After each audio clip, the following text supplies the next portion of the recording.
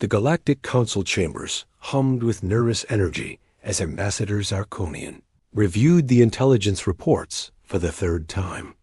His blue-scaled hands trembled slightly as he turned the pages, each one more disturbing than the last. The humans call them special forces, he announced to the assembled delegates. Elite warriors trained for impossible missions. We've seen the footage from the Kepler raids. Commander Zex nodded grimly from his seat. The veteran Zircon warrior had fought in 12 system wars, but even he looked unsettled. Their Navy SEALs infiltrated our most secure facilities. Their Delta Force eliminated entire Korvac battalions. These humans, they fight like demons. The holographic display showed grainy combat footage. Human soldiers moved through alien corridors with deadly precision. They struck from shadows, disappeared into thin air, and left only silence behind. But this is just their special units, Zarkonian continued. Surely their regular military cannot be as dangerous. The Council has decided to send a diplomatic mission to Earth. We will negotiate from a position of strength. 3 weeks later, the diplomatic vessel Harmonious Dawn dropped out of hyperspace near Earth's moon. Captain Sarah Chun of the UES Defender was the first human they encountered. Unknown vessel, you are entering restricted space. Her voice crackled through their communications. State your purpose. The transmission was calm, professional. Almost boring. Za. Raconian felt his confidence return. This human sounded nothing like the terrifying warriors from their intelligence reports. This is Ambassador Zarkonian of the Galactic Council. We come in peace to establish diplomatic relations. Copy that, Ambassador. You are cleared to approach Earth. Escort formation will guide you in. What happened next would haunt Zarkonian S-streams for years to come. Ships appeared from nowhere. Not the sleek, advanced vessels they expected from a species with such elite forces. These were ugly, blocky things that looked like flying metal boxes. But there were so many of them. Jesus, whispered Lieutenant Jung-hoon at the sensor station aboard the Harmonious Dawn. His translator implant struggled with the human curse word. Are those all warships? His colleague, Communications Officer Min Jun, stared at his readouts in disbelief. I'm reading 300 vessels in the immediate area. No, wait, 400. The numbers keep climbing. Navigator Seo Yan pulled up the tactical display. Sir, they're everywhere. Behind every asteroid, every piece of space debris. How did we not detect them? The escort formation was massive. Destroyers, cruisers, carriers, and ships of unknown classification surrounded them in perfect formation. Each vessel bristled with weapons that looked simple, but somehow terrifying in their efficiency. Welcome to Earth space. Captain Shun's voice returned. I hope you don't mind the escort. Standard procedure for unknown contacts. Standard procedure? Zarkonian thought. This is their normal response? As they approached Earth's orbital stations, the true scope of human military might became clear. The planet was surrounded by defensive platforms, each one larger than most Galactic Council battle stations. Shipyards stretched across the solar system, churning out vessels at an impossible rate. Ambassador, Commander Zex whispered urgently, their manufacturing capacity. It's beyond anything we've seen. They're building warships faster than we build cargo haulers. But it was the humans themselves that truly unnerved the delegation. Every communication was calm, polite, and utterly professional. No threats, no posturing, no displays of aggression. Just quiet competence that somehow felt more dangerous than any war cry. Captain Chun met them at Luna Station. She was a small woman, unremarkable in every way except for her eyes. They held the same calm intensity they'd heard in her voice. Ambassador Zarkonian, she said, extending her hand in the human greeting gesture. Welcome to human space. I trust your journey was comfortable? Yes, quite, Zarkonian managed. Your escort was ... impressive, Sarah smiled. It was a warm, genuine expression that didn't reach those steady eyes. "Oh, that was just a local patrol. Nothing special. We keep the real fleet deeper in system." Real fleet? The words hit Zarkonian like a physical blow. Everything they'd seen was just patrol duty? "I understand you've had some encounters with our special forces," Sarah continued conversationally. "I hope there were no hard feelings." "They can be a bit intense when they're working." Zarkonian nodded weakly. "They are. Formidable warriors." "Warriors?" Sarah looked genuinely puzzled. "Oh no, Ambassador. Those aren't warriors. Those are just our troubleshooters. The real soldiers are still back home, keeping the peace." As the implications of her words sank in, Zarkonian realized the Galactic Council had made a terrible miscalculation. They had feared humanity's elite forces. They should have been terrified of everyone else. The diplomatic quarters aboard Luna Station were comfortable, almost luxurious. Yet Ambassador Zarkonian hadn't slept in 3 days. Every time he closed his eyes, he saw those endless formations of human warships appearing from empty space. Commander Zex paced the small room like a caged predator. "We need to send word to the Council immediately. They must know what we're facing." "And tell them what?" Zarkonian's voice cracked with exhaustion. "That humanity's patrol ships outnumber our entire battle fleet? That their troubleshooters have been holding back?" A soft chime announced an incoming message.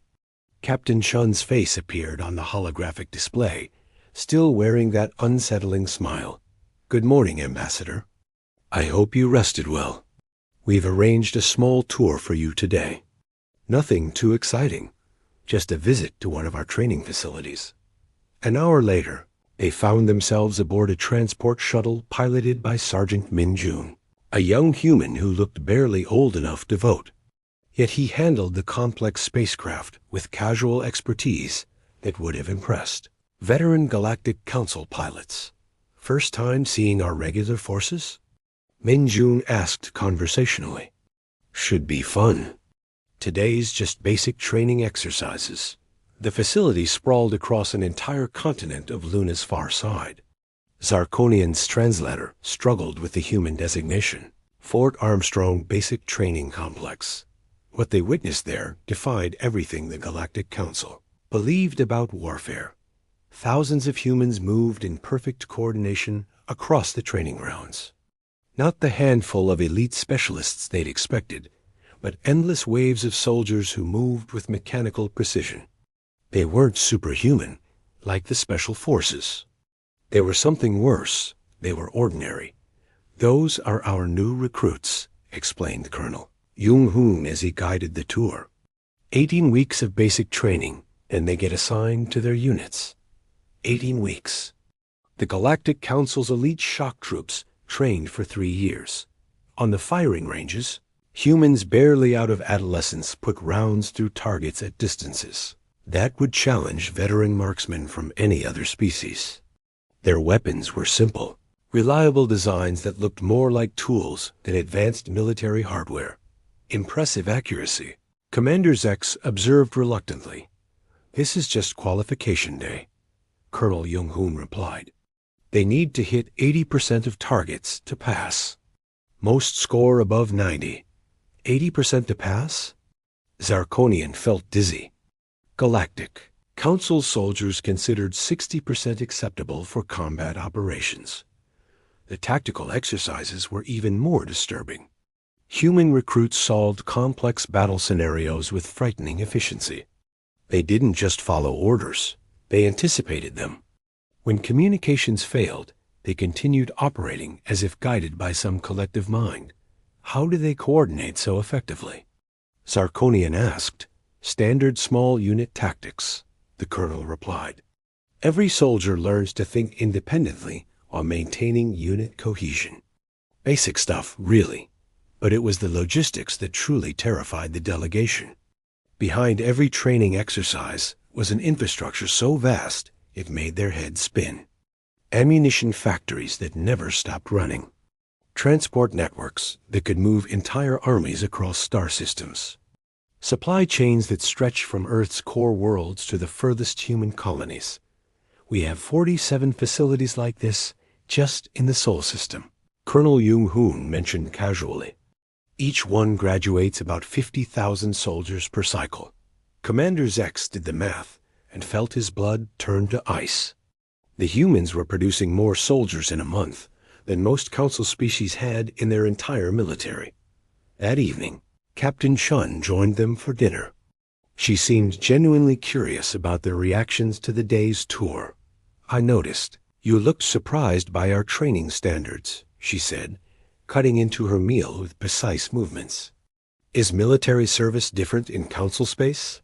"Your soldiers," Zarkonian began carefully. "They seem very capable for mere recruits." Sarah laughed, and the sound was somehow more unnerving than any threat. "Recruits? Oh no, Ambassador. Those were fully qualified soldiers. Our recruits are still in the recruitment centers on Earth." She activated a holographic display showing deployment numbers across human space. The figures were staggering. Billions of humans in military service, with billions more in reserve units. "You see," Sarah continued in that same conversational tone, "when we heard about the wider galaxy, we realized we might need to expand our military a bit. Nothing too dramatic, just basic preparedness." "This is basic preparedness?" Commander Zex's voice was barely a whisper. "Of course. Every human serves for at least 4 years. It's considered a civic duty. Those special forces units you encountered, they're volunteers who stayed in service longer. The real professionals." Zarkonian's mind reeled. "How many humans are there?" Sarah's smile widened. "Oh, we don't usually give out exact numbers. But let's just say we've been very busy these past few centuries. Earth is rather crowded, so we've had to spread out a bit." The implications hit like a meteor strike. Humanity hadn't just militarized their elite, they'd militarized their entire civilization. Asterisk. Ambassador Zarkonian stared at the industrial reports his aide had compiled overnight. The numbers couldn't be real. No species could maintain such production levels without destroying their economy. "Co. Yehan," he called to his intelligence officer, "verify these figures again." The young Zircon female looked up from her datapad, exhaustion clear in her golden eyes. "I've checked them 6 times, sir. The humans are producing more military hardware in a single day than the entire Galactic Council manufactures in a year." Commander Zex leaned over her shoulder to study the holographic display. Vast manufacturing complexes stretched across dozens of star systems. Asteroid mining operations that carved up entire belts. Shipyards that worked around the clock, never stopping, never slowing. "It's impossible," he muttered. "No civilization can sustain this level of militarization. Their economy should have collapsed centuries ago." Captain Shun had arranged another tour for them today. This time, they would visit what she casually referred to as one of our smaller production facilities in the Centauri system.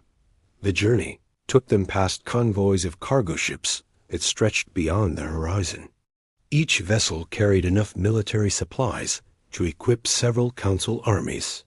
Yet, to the humans, this was just routine logistics. Sergeant Minjun piloted their transport with the same casual competence he'd shown before.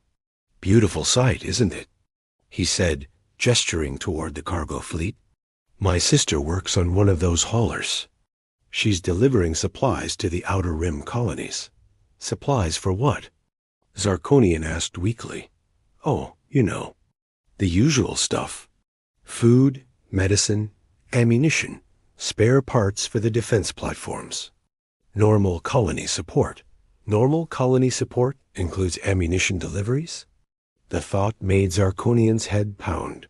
The Centauri manufacturing complex defied comprehension. It wasn't a factory.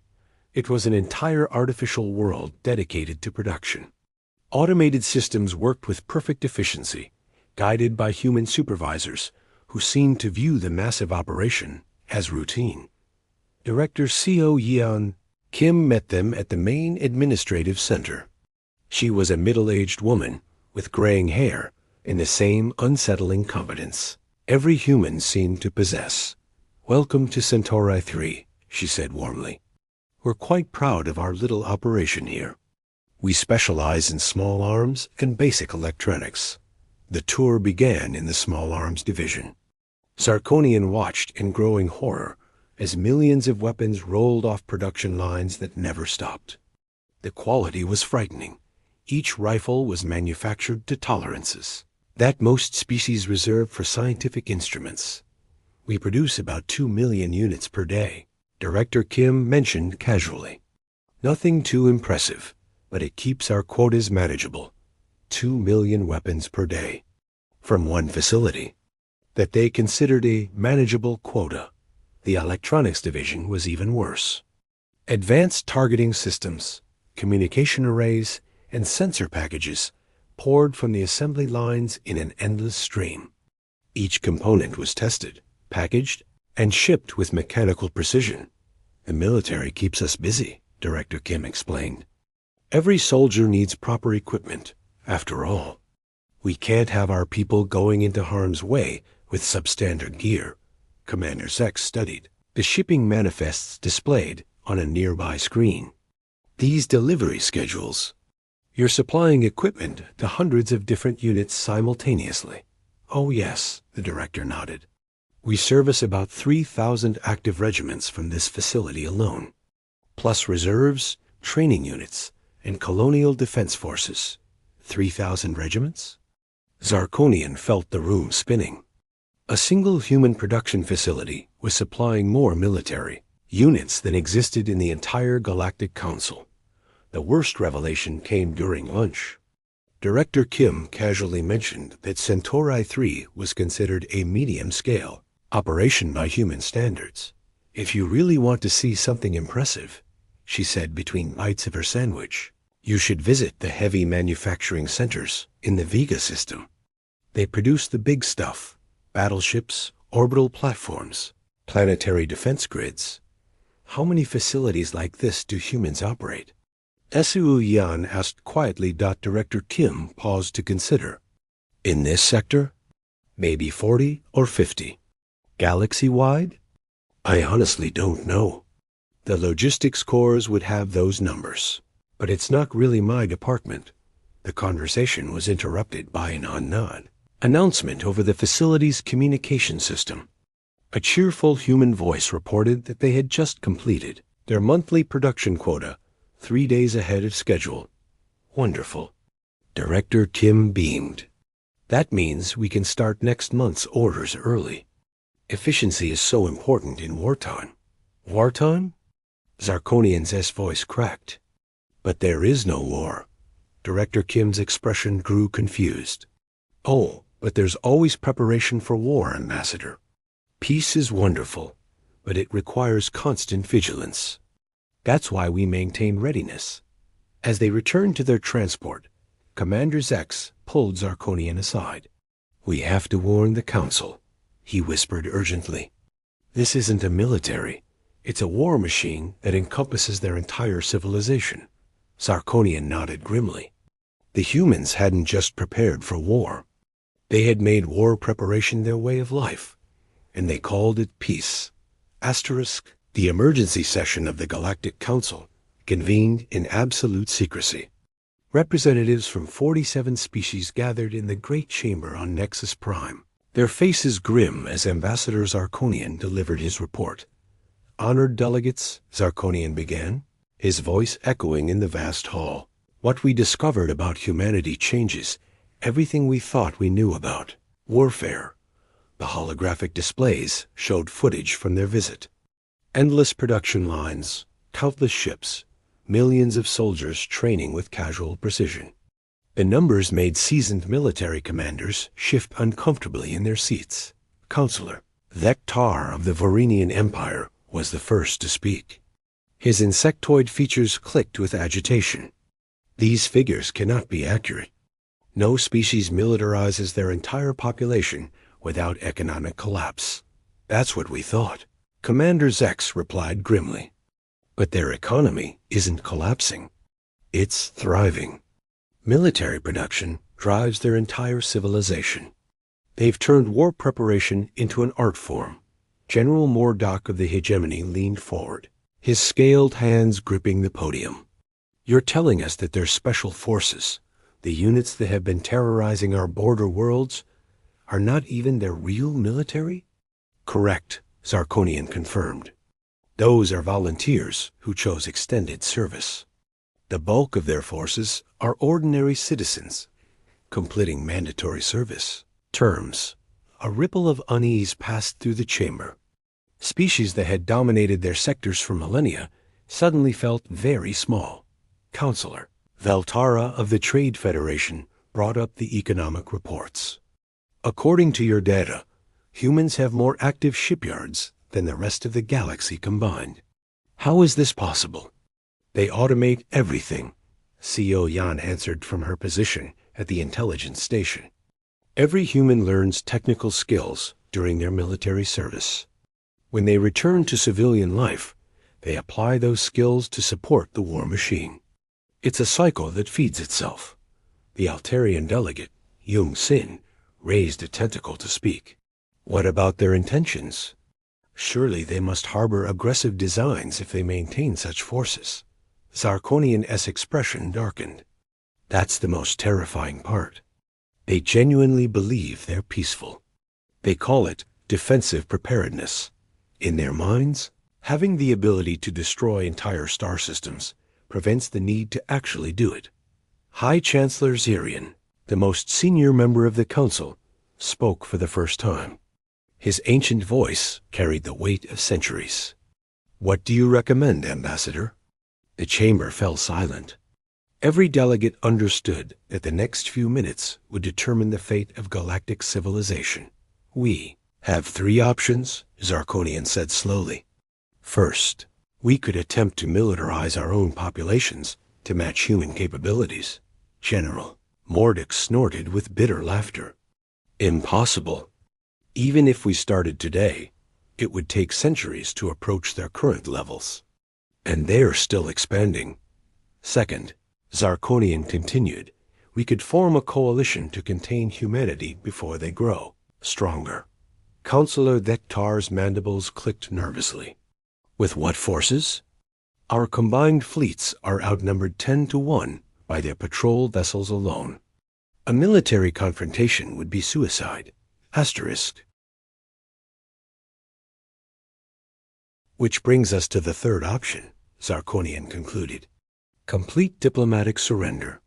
We acknowledge human superiority and hope they allow us to maintain some degree of autonomy. The word surrender hung in the air like a toxic cloud. Species that had ruled star systems for millennia recoiled from the concept. High Chancellor Zarian stood slowly, his age-bent form still commanding respect. Perhaps we're approaching this incorrectly. What if we're not dealing with a traditional aggressive species? What do you mean? Several delegates asked simultaneously. Consider their behavior, the Chancellor continued. They could have conquered us at any time. Their forces are positioned throughout the galaxy, yet they haven't attacked anyone except in response to aggression. What if they truly are defensive? Commander Zex shook his head. Defensive or not, their mere existence threatens the balance of power. No single species should possess such overwhelming military superiority, but they do possess it. Counselor Valtara pointed out pragmatically. The question is not whether we approve, but how we survive.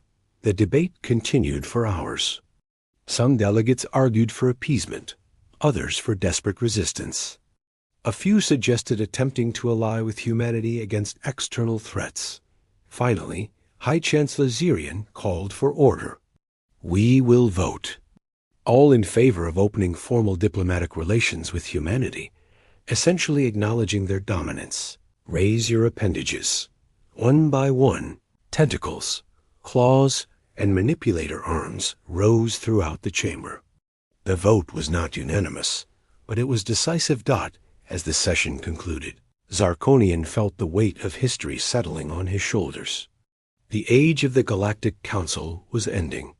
The age of humanity had begun, and they had done it simply by being prepared for a war they insisted they didn't want. Asterisk. 6 months after the Council's historic vote, Ambassador Zarkonian found himself in an office he never thought he'd occupy. Galactic Liaison to Human Space. The irony wasn't lost on him that the species he'd come to study now held his people's fate in their hands. Captain Sarah Chon had been promoted to Admiral and served as humanity's primary contact with the Council.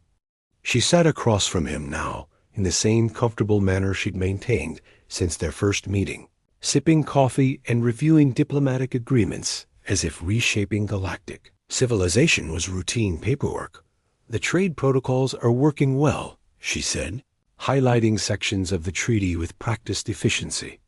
"Your member species are adapting to our manufacturing standards faster than we expected." Zarkonian nodded weakly. Adapting was a polite way of describing how Council civilizations had scrambled to meet human production quotas.